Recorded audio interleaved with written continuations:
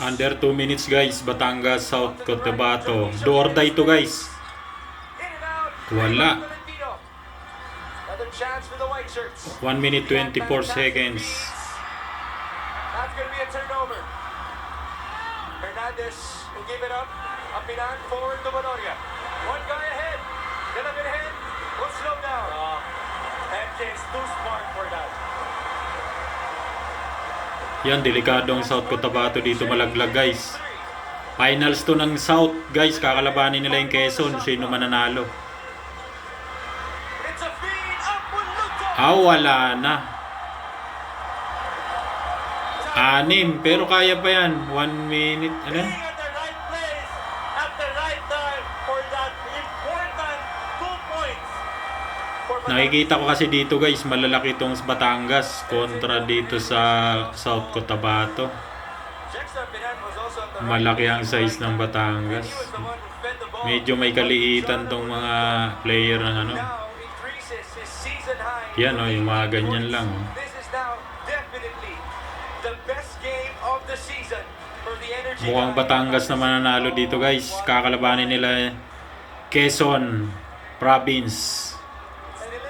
Finals sa South. Sa North naman, Pampanga versus San Juan. Ayan, 55.7 seconds na lang pala guys. Wala na to. Himala na lang to kung manalo ang Cotabato. Ikaw ba, may unting frustration ka na yung progress mo hindi pa tumatalon onto a very high level? Sabi niya, hindi.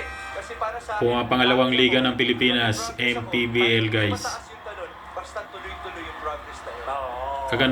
Kagandahan kasi dito guys, by province to, maganda kasi to. Professional league rin to. May mga sahod rin yung player.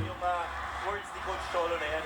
A progress is still a progress. Ayan ang founder, Manny And Pacquiao.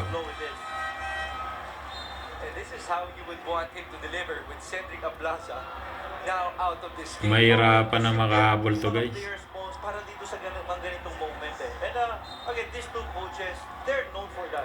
They're Tres known or for quick the to. players and squeezing them to be the best they can possibly be. Mark Cruz on the attack. It's Valacuña. It's a big three. No good. Wala na, hindi na makashoot. Great Wala effort na. by Gloria. And here's Levy as now there is a foul. Was that an unspoke? Oh. That's a punch. Puluta has a big smile on his face. We need Foul to see pa. the replay. Nauna na yung abs niya eh. Bago sa skills eh. Yung abs na yan nandiyan na eh. 2-3 lang to, pero bola yata ng ano. Ayun, pinapauwi na yung ano, Cotabato. Oh, there's the punch. As Jonicio was falling down. It was clear. Mukhang nire-review guys yung banggaan nila. That's why a basketball player needs abs after all. Oo, and you know, ang pinakamabigat dito, pwede i-upgrade to a DQ foul yung ginawa ni Marvin Jonicio. Si Dionisio pa lang ano. Naku, nagka-ano pa sila. Mukhang anspo pa to. What would that mean for South Cotabato moving forward? He's been crucial as that small ball 4 for them. He did mention with his Pero wala na to. Ang hirap na habulin ito guys. 40 seconds. Oo. 6 ang lamang. Bola pa ng Batangas. Ayan. Qualifying foul on number There you 12, go. Marvin Just Junicio done. for punching. Oh, Marvin Junicio out of the playing court. out of the playing court pa siya. South Cotabato playing even smaller moving forward. And who will play that spot? Because, you know, putting him Marvin there, you know, there's the toughness is still there. Ay, sinuntok. Clear.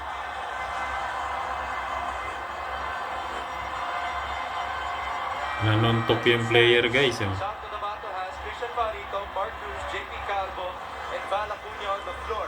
We have Nico Elorde. Talo na nga, nanuntok pa. Siguro sa stress. So who will replace who? Kasi maybe they gonna put itong si Val Acuña in that fourth spot.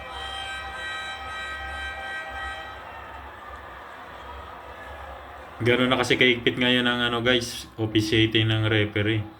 Lahat ng angle talagang maigpit na ngayon, di kagaya noon na grabe yung basketball. There's a technical foul called on Batangas City. That's why Val Acuña is at the line.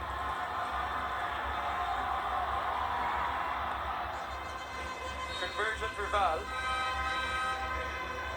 Then 2 free throws for John Ambulonto. It seems like he was the one called for the technical foul, which means Ambulonto has fouled out. And that allowed Batangas to choose the free throw shooter off the bench. Bola ng Batangas. It is Philip Panyamogan who will do the honors for Batangas City.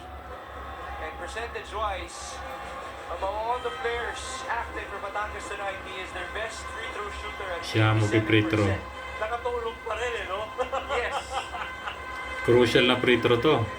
This free throw May is brought pasok to you niya by yan, ayos na. Appliances, ang subok at kumpletong appliance brand ng Pilipinas. The first one is Wala na. Philip Panyamogan. That is his first free throw for the 69-63. night. He was actually Pwede set pa, at dalawang tres. number 2. To make it a 3-possession game. Wala na, pito. Wala na, di na makakabol to guys. South Cotabato, mahirapan na to. They wanted to pull out Panyamogan and put in Don Ochea. With the timeout, can they do it? Nag-time out pa. Panalo na dito ang Batangas guys, kahit anong mangyari. Coach Cholo will regroup as he would like to protect this 7-point advantage against Coach Elvis Tolentino.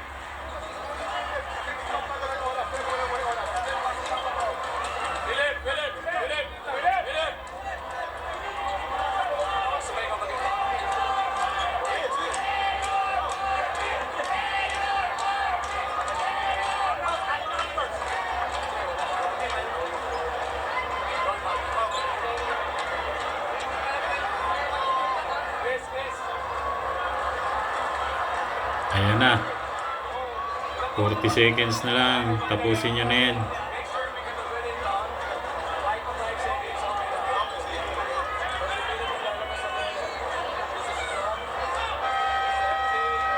Isa pang advantage dito guys, home court kasi ng Batangas. Underdog yung ano.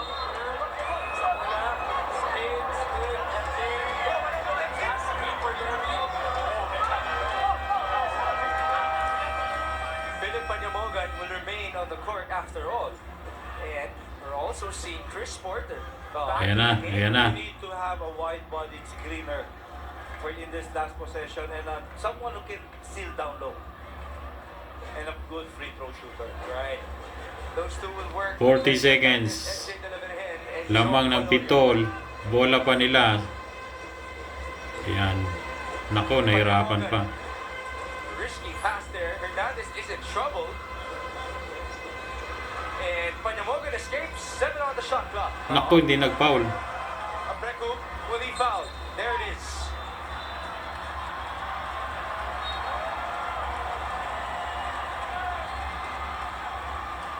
Was that rather unfortunate because the shot clock was already down to 3 seconds? Oo, nag-panic na eh. Because I think that was the plan, not to fall. Because baka if Batangas City was expecting that, they will be fouled. Ito yung nagdala dito guys, yung sa Batangas, yung Hernandez. It will be Levy Hernandez at the line. He has 2 out of 3 so far tonight.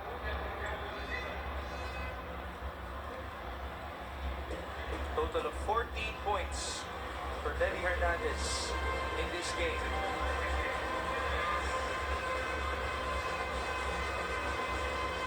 That extends the lead to 8 for Wala Batangas na, City. wala na yan.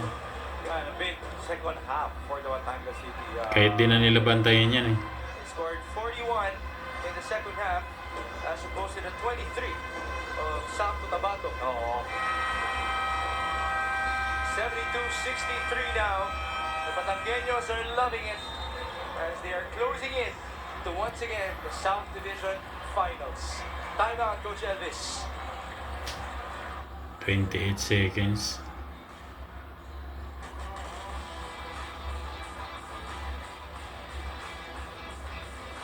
Wala na yan kung sa real basketball. Bibira na mahabol to.